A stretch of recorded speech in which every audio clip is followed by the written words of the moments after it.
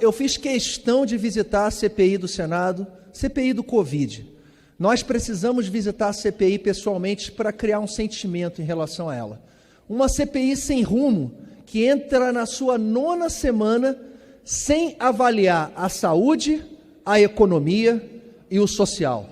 Quando eu falo em saúde, eu falo de um governo que investiu 600 bilhões de reais entre auxílio emergencial e o combate à pandemia. Nós tivemos nos estados contratações emergenciais sem licitação, contratos superfaturados, estelionato do recurso público pago pelo mais simples brasileiro. Recebemos agora há pouco um deputado estadual chamado Fausto, um deputado estadual que liderou a CPI do Covid na Assembleia Legislativa do Amazonas. E como é difícil fiscalizar nesse país. As assembleias legislativas estaduais pouco fiscalizam, os tribunais de contas do Estado pouco fiscalizam, a CPI do Senado fica impedida pelo Superior Tribunal Federal de convidar governadores e prefeitos para responderem pelos seus atos. O governo federal comprou 600 milhões de doses de vacina. Em janeiro foi apresentada uma medida provisória 1026 pelo presidente da República, aqui para essa casa.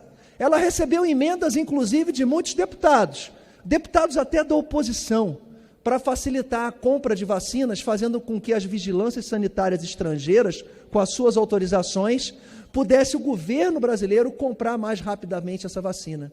E a Covaxin foi exatamente dessa maneira. Cria uma nova narrativa, ouvindo deputados sem credibilidade alguma. É um governo preocupado com o lado econômico, que foi contra o lockdown e que deveria ser debatido naquela CPI, e foi um governo preocupado com o lado social. Nunca distribuiu pelo governo brasileiro tanto recurso como foi feito por esse governo. O que se faz é uma preocupação ideológica, política, e não se faz uma política de Estado no nosso país.